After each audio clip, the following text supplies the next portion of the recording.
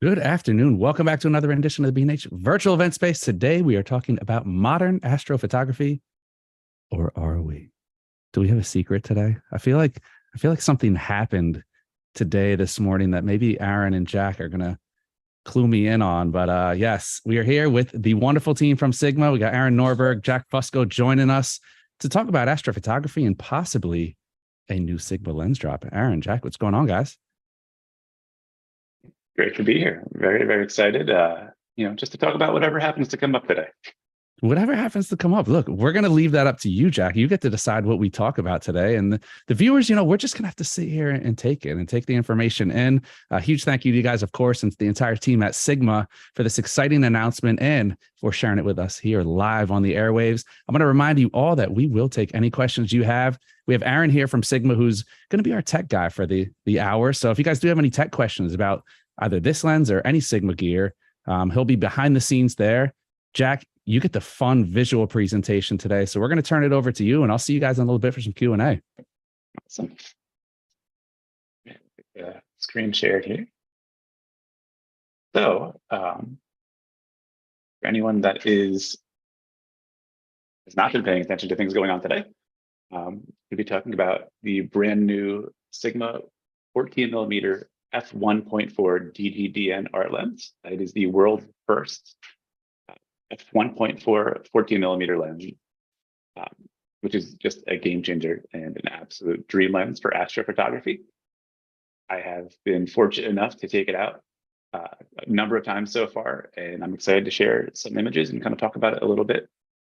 And yeah, we'll take questions as we kind of go along. Derek, if you've got anything along the way, happy to kind of jump back and forth a little bit. So I received the lens, and initially, with astrophotography, nothing ever goes as planned.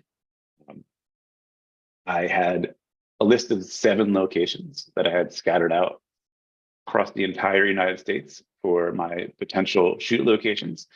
And when the new moon came around, the forecast was terrible for all 7 locations. So I knew of a park in the Florida Keys that was working on their dark sky status. So I checked the forecast, and sure enough, Florida Keys had some clear skies for 2 nights in a row, which I was hoping was going to be enough. So within 24 hours, I booked a flight and I was making my way down there. So it was a location that I had not been to before. Like I said, I knew that they were working with the International Dark Sky Association on their dark sky status, and I knew that would be, a pretty good spot to start shooting the stars. So the lens itself is, it's absolutely beautiful. If you've used the 14mm DG HSM 1.8 art lens, it's pretty similar in size, but obviously has the faster aperture. So I'm going to talk about just a few of the images that I captured, and then I'll show some kind of the tech side of how differences in the aperture, and also I think everyone is going to be anxious to see what the corners look like, because that's always the big question when it comes to any lens for astrophotography is, how do the corners look? How do the stars look in the corner? How does it render color? How sharp is everything? We're shooting in challenging conditions, very little light, hopefully, and it's really asking a lot from our gear. So this was not necessarily going through the images in order that I took them, but this is one of my favorite shots from the trip. It was on my second night, and the clouds had just kind of passed through and started to clear out. So the skies were just absolutely gorgeous and beautiful, dark. You could see a bit of the color above the horizon, and below the core of the Milky Way was a whole bunch of air glow. And when I was shooting down there, I really tried my best to vary the techniques that I was using, whether I was just shooting single exposures or shooting exposures that I was planning on stacking, or like this photo, I would use a star tracker. So I used a star tracker at the top of these stairs down to the beach for a 60-second exposure of the stars, and then turn that off my foreground exposure. You can kind of zoom in, see a little bit more detail up here. And it's gorgeous throughout. I was shooting with the Sigma FPL, which is the Sigma camera body. It's a 61 megapixel camera. and it paired quite nicely with the 14mm 1.4. And then there's, take a look down across the water. We had that beautiful blue water. So that was kind of my goal. I had, I spent much time during the day scouting locations as possible, and then kind of moving along, trying to capture as much as night possible. I had those 2 nights that were going to be clear. The first night was a little bit windy. The second night was just, a little bit more calm. And this is just an example while I was waiting for the Milky Way core to rise. You can kind of see it over here, of just how much air glow there was in the sky. You can see just all that kind of green and bits of red throughout it. So the lens just renders color just beautifully. So I'm really, really excited to capture and see that much. Having that much air glow just means you're normally in a pretty dark location.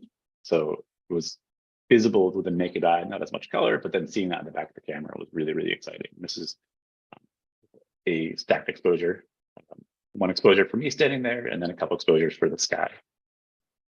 We'll kind of zoom out, and after that, we'll kind of take a look at the aperture differences. So this is just a mosaic of 3 different images, with the left one being shot with an aperture of f1.4, and then 1.8 and f2.8 all the way to the right. And these are completely unedited raw files. Even though astrophotography, we're working in the complete dark, we really want to capture as much light as possible. So we're escaping light pollution, but still working on capturing as much light as we can. And that air glow and that starlight is what provides the light that we're able to use to whether light the foreground or pick up as much detail in the sky. You can see the big difference in these 2 images, how much more brightness we have in the core of the Milky Way, and then just more detail in the foreground as well. Then all the way over to the 2.8. It's still workable if that was if you're just using a lens that only had an aperture as 2.8, but your final image is going to be a little bit darker. Generally, we start with a file like this, and then we'll apply an edit to try and bring out more detail. So when we're pushing up detail from those shadows, that's when we start to introduce noise, which is why it's important to start with an overall brighter photo. And again, the 2 images on the left, or the far left, starting on the far left, is shot at f1.4, and then 1.8, and then over to 2.8. So there's a lot of detail on all of them, but just way more detail and less noise because of being able to shoot that faster aperture and let more light in, and then just have more room when it comes to editing. So we'll jump back to image up top here. This is another shot. So I use the star tracker here, and you'll kind of notice it if you start to pay attention to the composition of the photos. If I have a composition where there isn't too much breaking the plane of the horizon, then that's, to me, a good candidate for either using a star tracker or for stacking exposures, because in using those techniques, we need to take a separate exposure for the foreground and then make sure they line up properly. And using a star tracker, that means whether you're not familiar with star trackers, basically just a device that slowly rotates to the left and keeps your camera pointed at the same spot in the sky for longer than you would be able to without the stars trailing. But with that camera being rotated by the device means now that the Earth is blurry in that example. So you have to take a separate exposure with the tracking device turned off, and then line those 2 images up, or if you're shooting mosaic, however many images you took, line them up to hopefully have everything placed exactly where it would be for your final image. So since I just had a pretty straight horizon line of the ocean, it seemed like a really good spot for it. So again, just tons of detail in the sky. You can see like the bands of air glow dripping through here. I was driving through, just kind of, I had pins dropped because this wasn't one of my 7 scouted locations. I spent a fair bit of time scouting those 7 other locations before I go somewhere, I always kind of drop pins and know where I'm heading before it gets dark and ahead of time. Unfortunately, because of that bad weather forecast, I didn't have, and this not being on my list, I did not have luxury of being in all these spots before it got totally dark. So I was still, I tried to get to as many potential locations during the day as possible. And I would drop a pin on Google Maps and then visit later on. But then I was also using like just a satellite view on Google Maps to try and find locations that were suitable. As I mentioned before, this was the first time I had been in the Florida Keys. What I did not know was how many beaches are completely inaccessible at night. So, the state parks, they have 2 different state parks. The one that I mentioned that was working on their dark sky status, and Curry Hammock State Park. And the photo that this was taken at, I think it's Bahi State Park, pronunciation, or I'm probably pronouncing that incorrectly. They close at night unless you're camping. So thankfully I was able to get a pass to be camping at this location and just kind of, wandered off respectfully, keeping lights low, and was able to find a couple of really beautiful spots. There's very little light pollution. You can see like nothing along the horizon, and then just like that, again, star tracker for the sky and a longer exposure. We can take a look again at the corners on this one. It just looks really great on the shot. Just a lot of detail in the core of the Milky Way.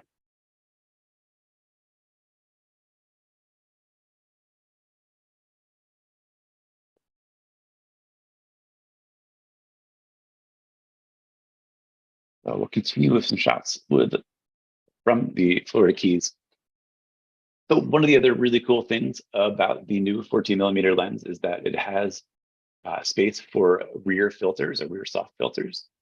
And whether using ND filters or kind of like a soft star glow filter, which does exactly as the name kind of implies, gives you that glow around different stars. It's something that has been traditionally used in astrophotography for highlighting constellations or to any just kind of bright stars or planets within your photo.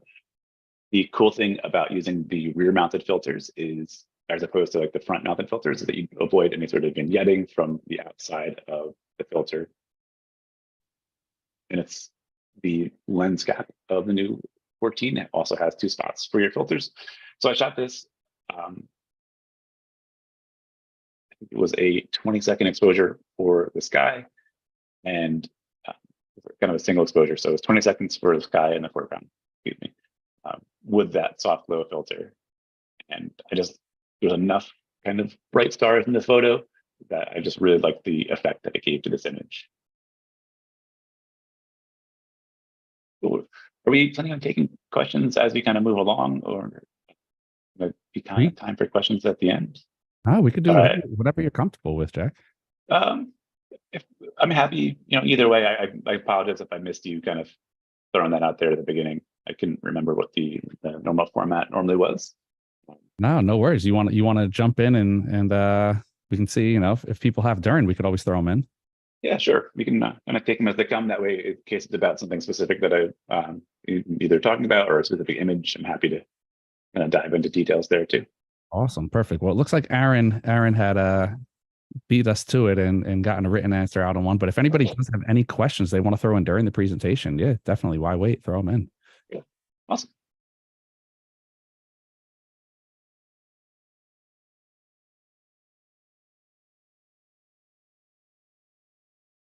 So this was a photo that I had actually stopped at this spot on my first night, and I just really loved the lone palm tree. Unfortunately, on the first night, it was much windier, so I just couldn't get a photo of the palms still enough. There's a little bit of movement in the top palm here, but just a single exposure, just tons and tons of detail. The Milky Way. One of the cool things about shooting so far south is that the Milky Way clears the horizon by so much more. So when you're in a location with dark skies, you have just tons and tons of detail, with the core being that much further away from the horizon and any sort of atmosphere that would interrupt or but would kind of fade out some of the more fine details of the Milky Way. You can see the south, just all that awesome detail.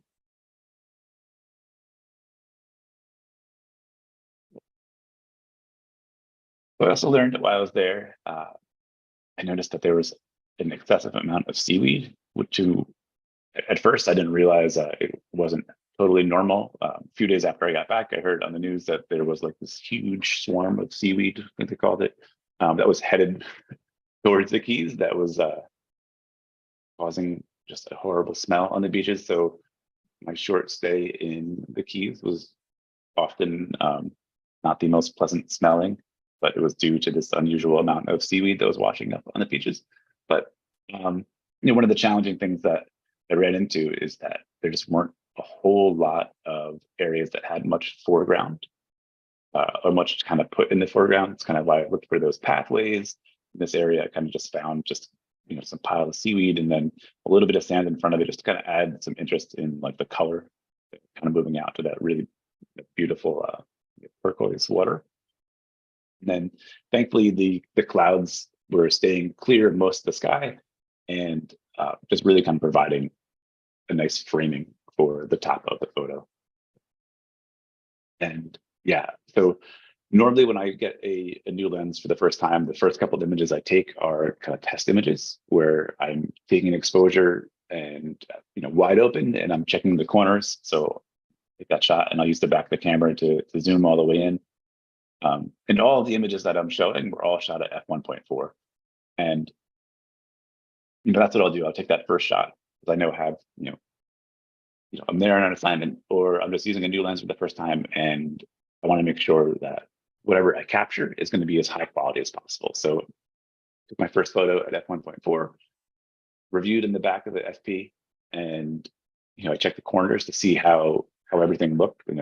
Very often wide angle lenses or just any lens shot wide open, there's a possible it's possible that the corners don't look quite as good as we centered the photo. You get some of the stars, you get kind of those wings on it or that coma. And as you can see here, the corners look amazing. Like I knew that at some point Sigma would release a updated version of the 14mm f1.8 DG HSM lens, which was a mainstay in my bag for years. One of my go-to lens for time lapsing and for shooting the northern lights, just capturing a massive view of the night sky. And I did not expect it to be an f1.4 lens. So I was incredibly excited when I found that out, and then also just really anxious and excited to kind of test it out. And those first couple of images that I took, and then I checked the quality of the corners, I was so blown away. It surpassed my expectations of quality in the corners. I think the images kind of speak for themselves. Like the corners look stunning, and then it didn't take long where I almost kind of forgot that I was really kind of worried about some of the technical stuff while I was capturing everything. The skies were just so beautiful and dark, and the lens was just performing so well that it just kind of drifted to the back of my mind, to be honest. So I kind of kept going through it, and eventually I kind of like, oh, I haven't really checked on stuff. And also, like, one of the really cool features of this lens that was carried over from the 20mm lens is a manual focus lock. So once you set your focus to infinity, it's just a switch on the lens that allows you to keep, or it disengages the focus ring. So if you're at infinity, you hit the manual focus lock, then you can swing the focus ring, and it just completely is unaffected by the focus ring moving after that switch is locked. So it's such a cool feature that was first introduced on the 20mm f1.4 DGDN lens. I was really excited to see that was part of the new 14. Looks like we had a couple of questions come in, so we can hop over to. Yeah, so there's one question right now we're kind of trying to hash out about trying to make sure that you have exposure where you need it to for the stars when you're doing a multi-exposure technique, just making sure that you're not blowing out detail. Yeah, I mean, it's definitely possible to blow out detail of the Milky Way, which sounds crazy. If that's happening, you're in somewhere that is, you know, a super, super dark location. And in that case, I would always, if I found, you know, whether I'm using a single exposure or stacking exposures or using a star tracker, if I notice that, the first thing I would do would be lowering the ISO.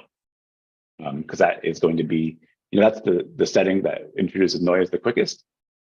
So if I can back that off, that'll be, you know, my first step at making sure things are kind of not blown out and kind of looking pretty solid across the board. I saw someone mentioned or asked about the lens heater. So this lens also has it's a built-in retainer. So basically just kind of like a lip on the end of the lens that will keep a lens heater in place. And the question was, where do I find myself using a lens heater? And they're most effective if you're shooting somewhere that is going to have a big change in temperature.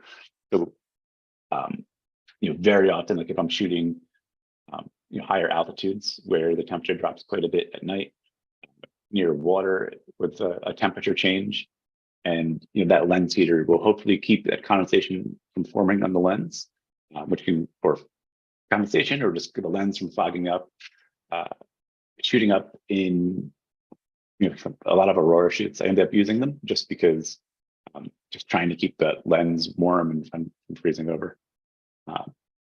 Yeah, so anywhere that you know there's going to be a big drop or big change in temperature is kind of a good reason to at least preventively have one.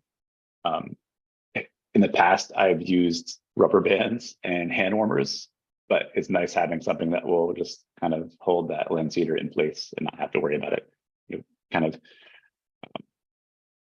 being pushed a little bit forward and then causing either like a little bit of vignetting or just completely ruining your image depending on, you know, how far it drifts over the edge of the lens.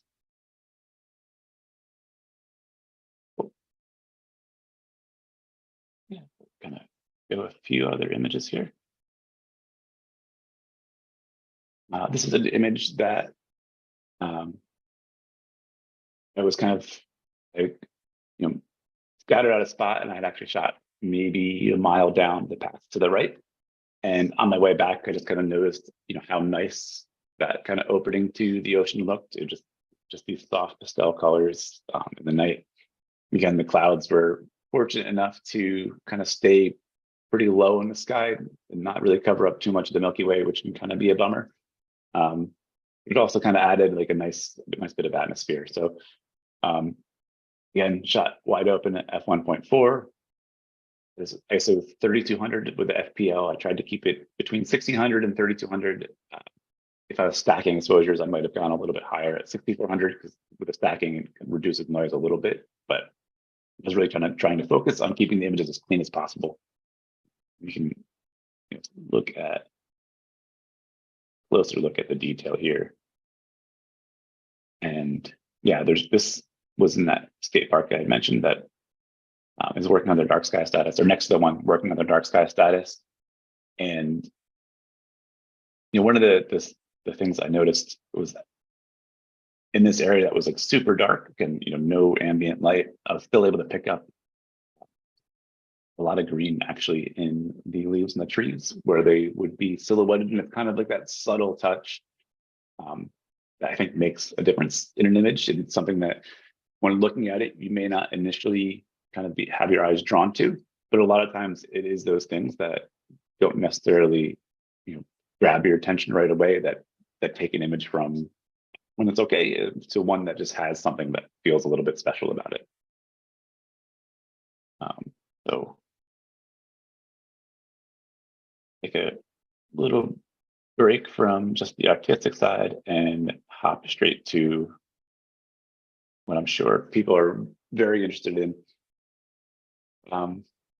Yeah, this is an example of 100% crop in the far corner, shot at f1.4, 1.8, and 2.8.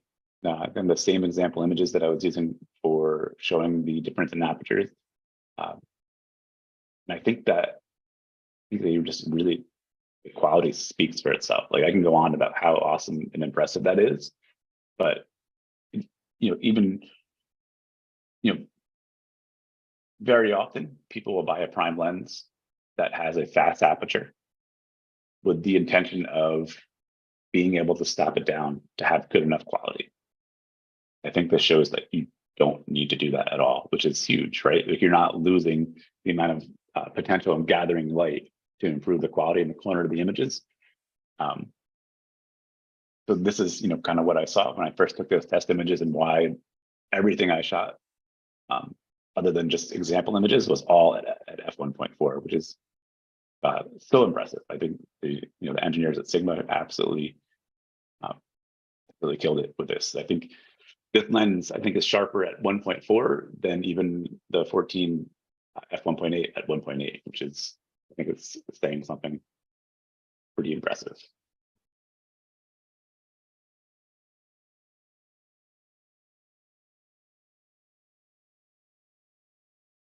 Also show one other image from the Keys. This was a spot that I was super excited for, and one of my favorite things to do with a 14mm ultra wide angle lens.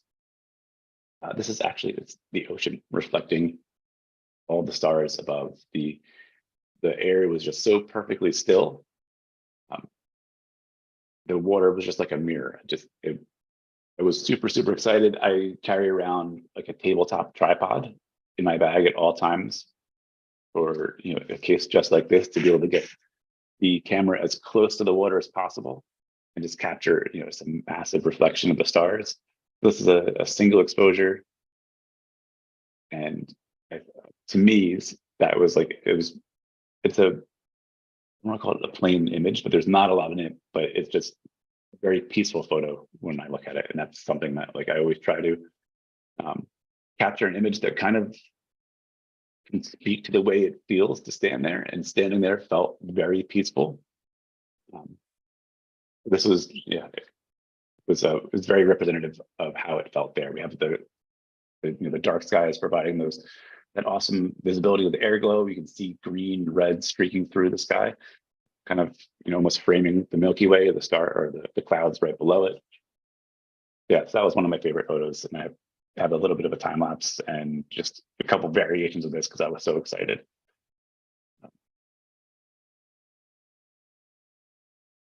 Well, so after that, the next location I shot at was in California, so opposite side of the country. And if you have not been on any of these Sigma social channels, you can check out a really cool behind the scenes video that we shot out in the Alabama hills. Talks about the experience a little bit. This was, so it's a pretty famous spot. Alabama Hills is a great spot for photography. It's a absolutely beautiful spot that is used very often as a backdrop for movies. That is, see Mount Whitney in the background, the highest peak in the lower 48 states.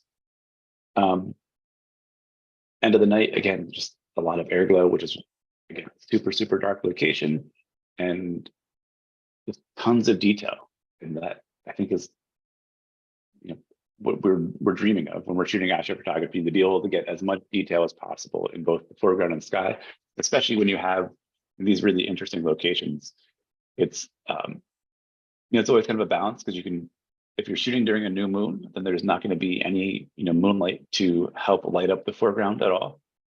It's something that I love doing, but you sacrifice a little bit of detail in the sky, so the moon will wash out detail in the Milky Way or the amount of stars that you're able to see. But shooting at a new moon will give you the sky as dark as possible, but then being able to either take images at a very fast aperture, or if you're taking separate foreground exposures at a longer exposure time, and then just pick up detail. Because if you're traveling somewhere that has a really interesting location or interesting landscape, you don't want it silhouetted. You want to be able to see detail, and that super fast aperture f1.4, it really helps being able to do that.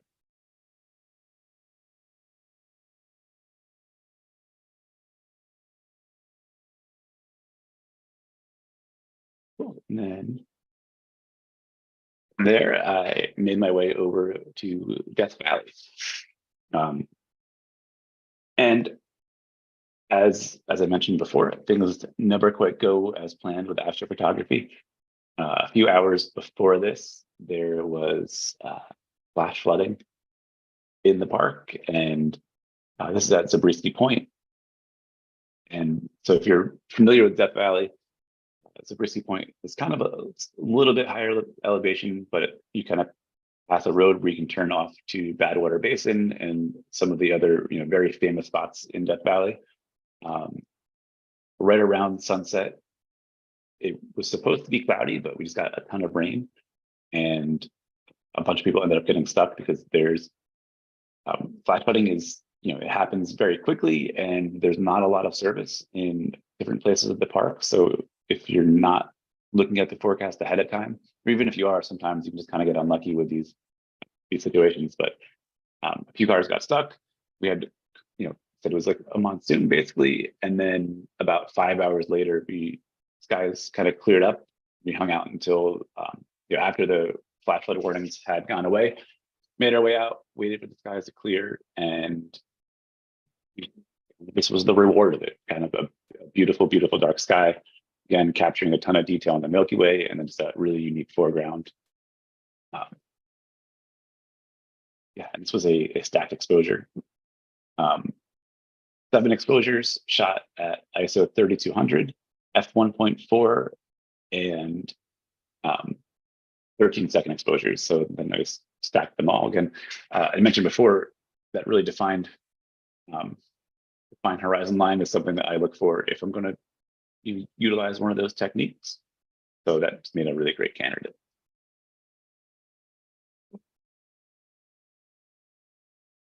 And one other image that I wanted to show, and then we can kind of talk a few other things about the lens. I took this on the same trip out to Alabama Hills and then Death Valley. After 2 nights in Death Valley, Friday night and Saturday night, I had a flight leaving from Los Angeles at 6 a.m.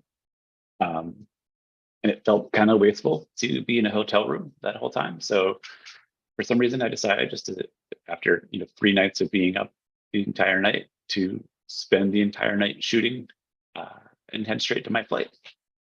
So I drove to one of my favorite beaches in California, in Malibu, and unfortunately, was just completely fogged in. The forecast is supposed to be clear, but that marine layer that they often get on the West Coast kind of killed the visibility of all the stars. So I drove up into the mountains and was hopeful that I could get above the fog, and eventually found a viewpoint where I could overlook.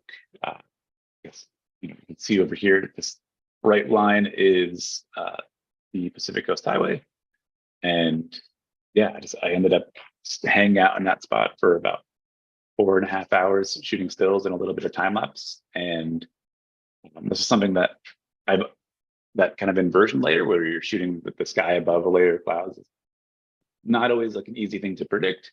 It was always kind of an image, shooting the Milky Way above it was something that I wanted to do for a really long time. So it felt rewarding, and it felt like finally making the choice to stay up until my flight at 6 a.m. was the right thing to do, even though it was completely wrecked the next day. But that is so often the case with astrophotography and traveling for it, is that it's a lot of coffee, not a lot of sleep, especially when we're heading to these locations and you're trying to scout during the day and then you have to stay awake all night. Sleep just doesn't have a lot of room in there. But yeah, so far, those are some of my favorite images that I have taken with the new 14mm lens. Might stop sharing for just a second, and then I can pull up a couple other kind of behind the scenes type photos. But yeah, it's been a super exciting lens to head out with so far. I am positive it is going to be a lens that stays in my bag, or is always with me. It'll be taken out of my bag quite often to shoot, but yeah, that super fast aperture, ultra wide field of view, I think is something that is just perfect for capturing that expansive view of the night sky. And then being able to pick up so much detail is one of the reasons we use prime lenses, and that quality. I think I was gonna, one more time, we'll pull up this, because I think I can talk all day about the quality of this lens, but I think this more than speaks for itself. And if anyone has been looking for a lens to use, I guarantee that I've searched or I've looked for in reviews how it performs in the corners. And it almost looks identical from f1.4 to 2.8. And it's the highest compliment you can get to a lens is that you don't have to worry about the quality and how it performs. Jack, I wanted to jump in and Yeah. ask you a question while we're looking at this. Sure. When when they reach out to you, when Sigma reaches out to you and they want you to try out this lens before it comes out, you as a photographer, what are you looking at? Are you looking to put it through the paces and test out, in challenging scenarios? Or obviously, you're shooting landscapes, so something like fast autofocus might not be as much of a priority as somebody who's using it for a different use case. What is on your checklist of things that you're looking for when you get your hands on a new piece of glass? Yeah. So when the first thing I'm heading out, basically I try to put it through like a checklist of, like I said, the corners are almost always the first thing that I check, right? Is how does this lens perform at its widest aperture, right? Because if it isn't usable at f1.4, that's kind of sure, then maybe you get like a better quality stop down, but the world's first 1.4 14 millimeter lens. So being able to actually use it and it's not even like, oh, well, it's passable, right? Like the quality is incredible. You're not sacrificing anything by shooting wide open, which is the first thing that I look at, right? That's going to be the most demanding part of the lens. But then when I'm out shooting, I really try to utilize as many techniques as possible, whether it's something that I would, commonly use or just something that I know other people might approach a scene with. My preference is to always capture everything at the same time. I'm personally not a huge fan of taking photos during the day or blue hour photos and then blending them at night. I understand, why people do it in that approach, but whether I am going to be stacking images to kind of reduce noise or using a star tracker and then capturing the foreground separately, I like to do it all consecutively back to back without moving the tripod. Just because astrophotography for me it's such an incredible experience to be there under the stars that I've had like this weird feeling of obligation to try and recreate that moment and capture things from that moment as accurately as possible. Because I think I love standing there so much. I want that image to be representative of me standing there. So heading out with that lens, I want to see how it does in capturing, the ways that I would shoot it, the ways I think other people might shoot it, like I said, and whether that's using a star tracker. So really, I kind of have like a mental checklist of the different techniques that I'm going to utilize and the different types of images, and whether that is showing off mostly sky or capturing, longer exposures to the foreground. So that's really mostly the approach that I go through, is just kind of trying to be able to have a library of images that I can share with everyone, where people can look at them and go, oh, that's how I shoot. So that's applicable to me, right? Like I use a star tracker. I want to see how this works with a star tracker, or like, stacking images is kind of a hardwareless way of having cleaner images. So a lot of people go that route. So being able to show how it performs with all these different techniques is, I guess, hopefully my main goal, and hopefully being able to just share what it is like and how it performs under the stars. And that's hopefully what I set out to do, and hopefully what I'm able to present to everybody when I get there. Awesome. I love that. We have some other questions that have come in as you were talking. I'll kind of condense down. We have Mike joining us from YouTube. Thank you for the question, Mike. Mike says, realistically, what is the lowest aperture usable? And then we get into focal length discussion. Now, this is a prime, but I guess we can open it up on your thoughts about longest focal lengths for astrophotography. And, Sure. We're talking here basically aperture and focal length. Where do you draw your lines as far as astrophotography is concerned?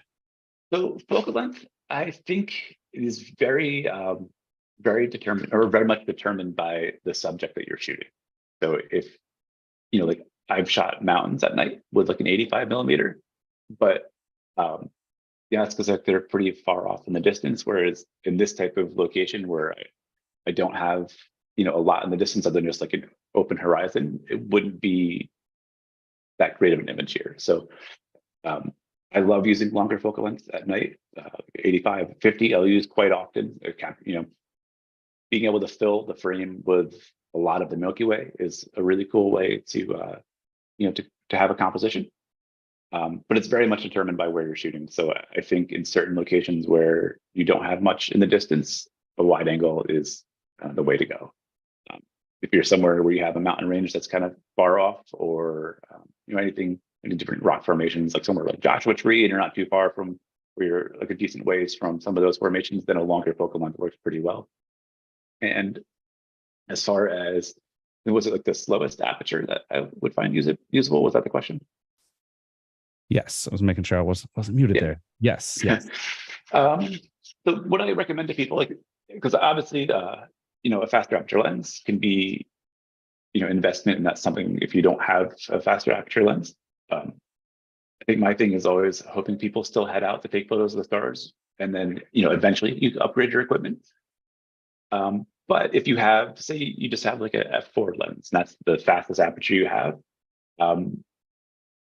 For that scenario, I would recommend going to shoot maybe around like a quarter moon. And that way you have the aid of a bit of moonlight, or even up to like a half moon. You won't have as much detail in the Milky Way, but you'll have a nice amount of detail in the foreground. You can have like a really interesting shot that still has a ton of stars and a lot of detail in the foreground. Whereas if you took that f.4 or f4 lens to somewhere super dark during a new moon, the foreground is likely going to be very, very dark, and the same for the sky, where you won't have that same level of detail from the Milky Way. So like, even if you pull up this here, like obviously this is unedited, but the raw file, you can see it 2.8 from all the way to the right. That's a considerable amount darker. So, and that's just at 2.8, so f4 would be even darker. Yeah, so basically the slower your aperture, just kind of use the moonlight to help improve the quality of your images, and improve what's visible in your images. And then hopefully over time, whether you're hitting up B&H's rental department and heading out with a new lens, or one of the workshops that we do, Sigma always is great about making lenses available for everyone. Yeah, and then hopefully you're able to add a faster aperture lens down the line. Awesome. We have another question from Sanjay joining us. Welcome, Sanjay, joining us from Vimeo, asking, what time of night do you usually find stars the brightest for shooting? So that kind of changes throughout the year. You want to make sure that you're kind of past,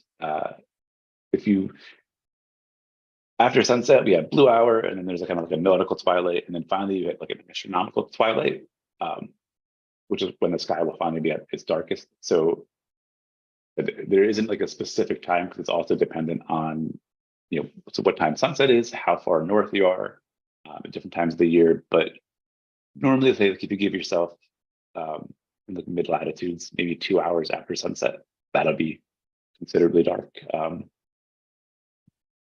But yeah, and then maybe like 2 hours prior to sunrise as well. But if you look for any of things like the Photographer's Ephemeris or Photo Pills, has the times of all those different astronomical twilights and blue hour, and when they start and stop. So basically, yeah, I would say, like, if you don't want to look up the apps, give yourself hour 45, 2 hours after sunset, and then you should be pretty dark. What's your favorite time to go out, Jack? Is there a time that you prefer to photograph, or a certain set of conditions that you favor? So I have a multi-part answer to that. I love being out during blue hour. I just love that transitional time after sunset, when you slowly start to see the stars appearing kind of one by one, and then really cool time to shoot, because you kind of have some soft light available for the foreground, and then it feels like it is just a matter of seconds, and then all of a sudden the sky is just full of stars, and I feel like just kind of like this magical moment of looking up and then like, oh wow, now I saw 2 stars a second ago, and now there's stars everywhere. That always feels like a really special time. Ideal conditions. I feel like every year I say, hopefully I'll be in fewer conditions where I have to worry about frostbite. but I always end up in really cold locations. But the cold locations often have really cool subjects to shoot. You know, like if you're heading to shoot like the Northern Lights or something, and whether it's like somewhere like Iceland or Northern Canada. I think it's what the type 2 fun, where it's terrible in the moment, but then looking back on it, it's some of the favorite stories to tell. You know, conditions that are like -40, and your hands hurt so bad that you feel like screaming, but you're afraid that if you scream, you'll throw up. But the sky is just so magical that you push through it, and then later on you look at your images and you think back on it, and like, oh, that was amazing. Let's go. I can't wait to head back out tonight. And you go back through that cycle again of being in like a considerable amount of pain, which is not great in the moment, but then said later on, it's just kind of makes the story kind of. Well, and it's grueling nights too. I think that's for people who are not astrophotographers. You don't realize how much time it takes to get every single shot. Like you guys put in planning and effort, and sometimes you're sitting there minutes long exposures. And if you mess up your settings, then it's changing everything. All right, wait. Yeah, it's a lot of waiting for the right conditions. Like there's photos that I've chased for a couple of years. I'm just going back to a spot and waiting for everything to kind of line up. And it's painful when it's happening, or it's painful when you sit there and it just doesn't work out. But then when it finally does, it feels really, really rewarding. And I think that is, I think it's really important, is to kind of have those moments that mean something to you, and to not constantly be chasing images only to share. I think that's an easy way to get burnt out, is if you feel like you're taking photos just for other people.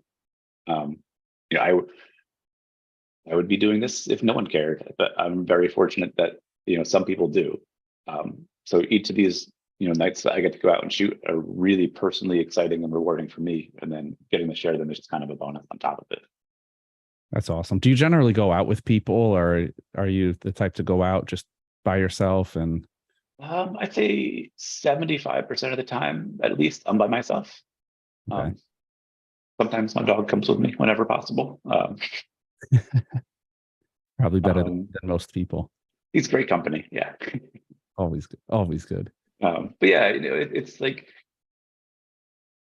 I enjoy both. I enjoy the process of being there and just kind of taking it all in and having it be really peaceful. But then also getting to share that with somebody can be a really special experience too. Mm-hmm. Now, Jack, bringing it back while you, and I know you probably have some more stuff, sir. I just want to sneak one more question in here. Yeah, for sure. We often get asked this on Astro, and admittedly, when I go out to take photos like this, when I make it out to the West and the Southwest, I always find myself stuck on focusing. Is manual focus best? The technology now, we've become so accustomed to using the increasingly accurate autofocusing systems. But for something like this, what do you recommend people do for focusing? So if you're using a mirrorless camera, focusing has gotten a little bit easier because, especially with a lens that has a fast aperture, because you can use the live view. And then what I'll do is I'll find a bright star or planet that doesn't necessarily have to be in the composition that I'm shooting. And I'll point my camera at it, and you kind of just slowly turn your focus ring. Starts off kind of looking like bokeh, and then it gets smaller and smaller. So it's got like a blurry circle. And then at some point it'll look, hopefully like one of these, dots of light. And if you go too far, it starts to get large again. And so you normally kind of just back it off a little bit, and then take a test image and make sure you check somewhere in the center of the image and then off the sides to see how that looks. And then if you are using the new 14mm lens, you can hit the manual focus lock switch, and it'll keep your focus there the entire night. Basically, it'll keep your focus at that spot until you either put it on autofocus or hit the manual focus lock off. So even putting your camera in your bag, turning it off and turning it back on, your focus is still right where you left it, which is awesome. If you are not using a mirrorless camera, what you can do is kind of use the autofocus during the day on something pretty far or close to the horizon, and then switch it back to autofocus or manual focus, excuse me. And use that as a starting point. And you can either then try to use your live view, but the live view on DSLRs tends to be a little bit noisier and hard to, pick out brighter stars. but you just make small incremental adjustments and couple test shots. You can use slightly shorter exposures than you normally would. Just, if you're feeling impatient.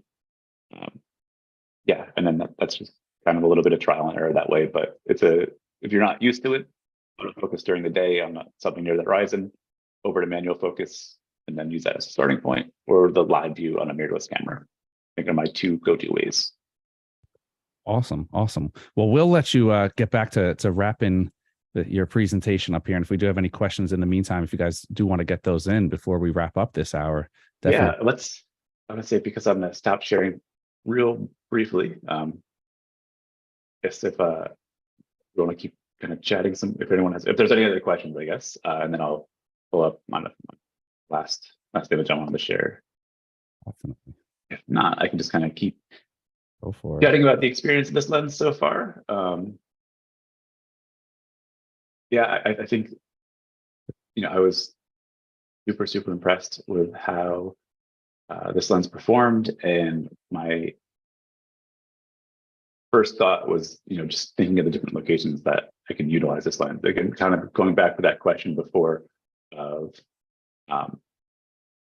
the different focal lengths. So that's kind of when I have a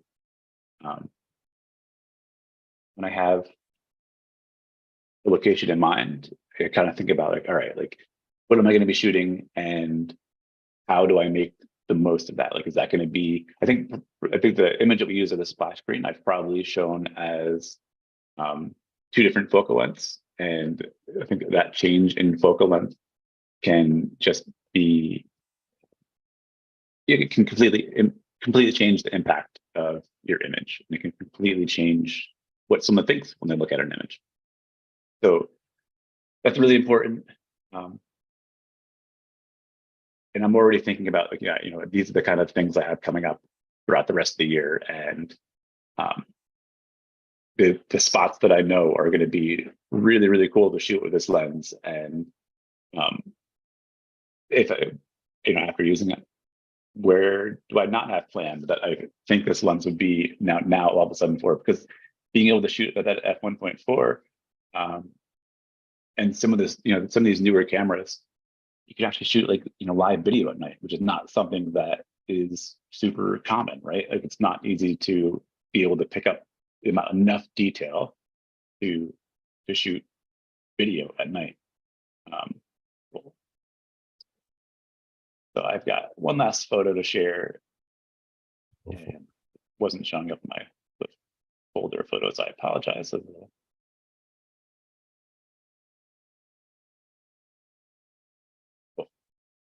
this is another shot from Death Valley, and you can see like that green air glow in it. This was just such a cool moment, because I've never seen this much air glow. These couple nights that I was out, and we had a lot of air glow when I was in Florida, but I thought the formation of this air glow felt so unique. It looks more like I dropped in a sky from somewhere in Iceland than air glow in Death Valley,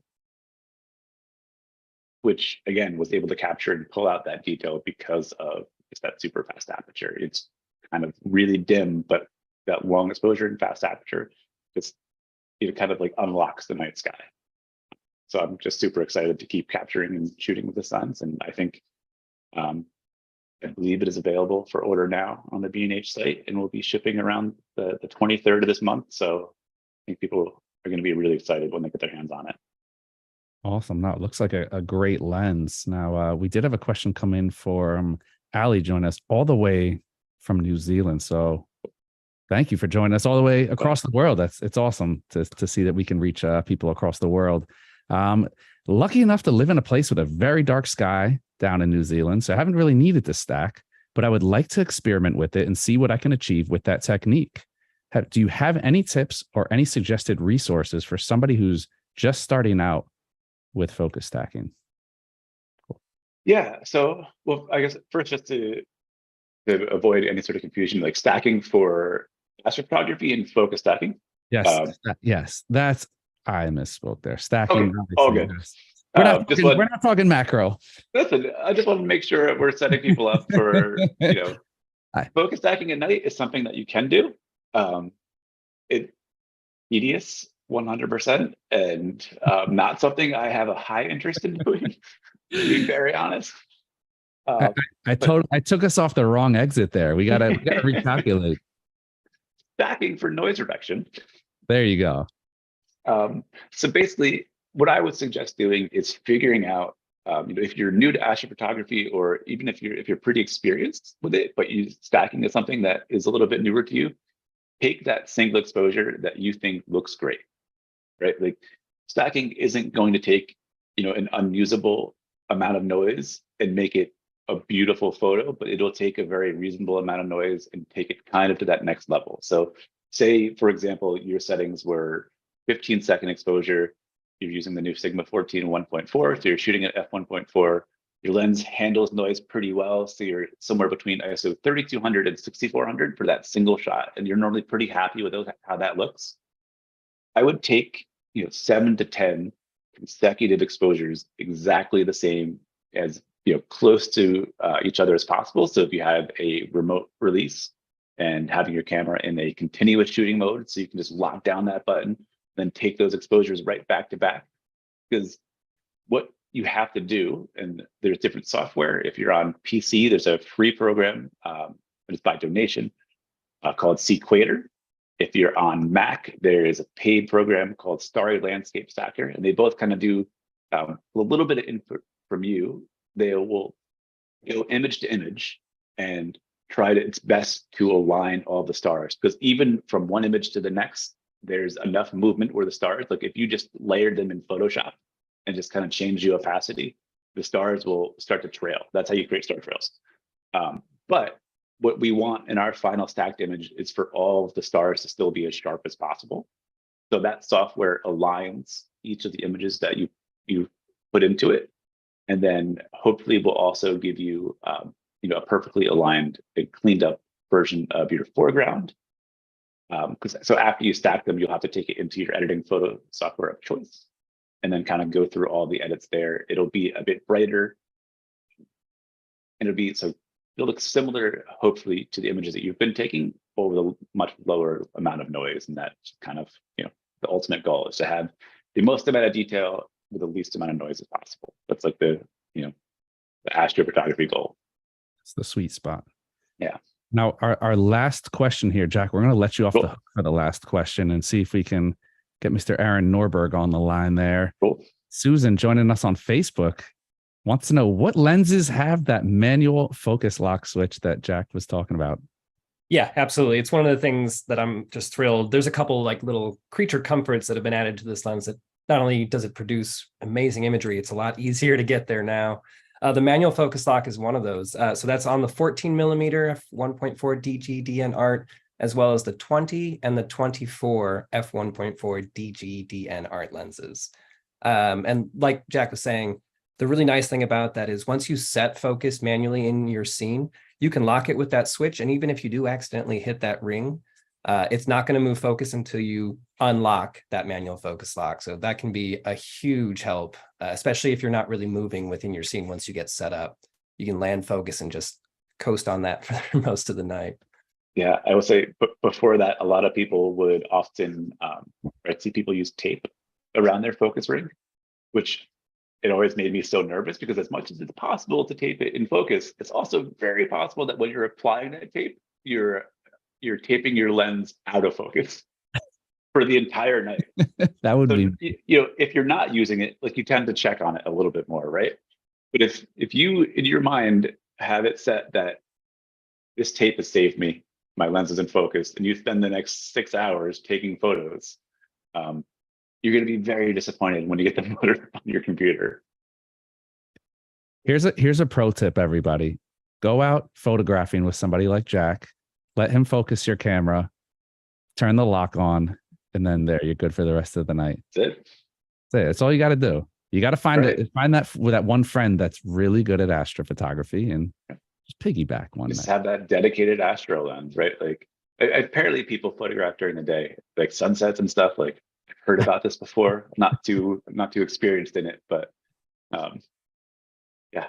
We'll have to get you out there one day. One day we're gonna force you to go out from 11 to 2 in the afternoon Look at Aaron's face. Aaron's face. He was disgusted. He's like, no, It just sounds too don't do easy. that. There's so much Yeah. daylight. Ugh. Yeah, right. I Being able to know. walk, like, see where you're going and not have to worry about like every noise that you hear being something that can maul you. Oh yeah, that's part of the fun. Yeah, exactly. No. Well, look, guys, this is great. It's always good having you guys on. It's always even better when we have a fun new piece of gear to talk about. I will remind all you guys that we do have some wonderful Sigma events coming up this summer with the B&H event space, both in person and online. So definitely check out our website for that. If you guys haven't heard me harp about our new YouTube channel, just go to YouTube, look up B&H event space. If you're watching it live on YouTube right now, well, guess what? You've already found us. Everything will be archived online for you guys to watch at your own leisure. But a huge thank you to Jack Fusco, Aaron Norberg joining us for Sigma, and the entire Sigma team for hosting today's event and making this possible. And so all of our viewers out there, of course, you always know we do it for you. Can't do it without you, though. So thank you for watching. Thank you for your feedback. And I will now say that we are good for today. It's a wrap. Oh, In the thank books. you so much. Yeah. Thank you guys again. And yeah, another rendition of the B&H virtual event space now coming to a close. We'll check y'all next time. Well, thanks everyone. Yeah, Thanks, thanks for guys. joining us.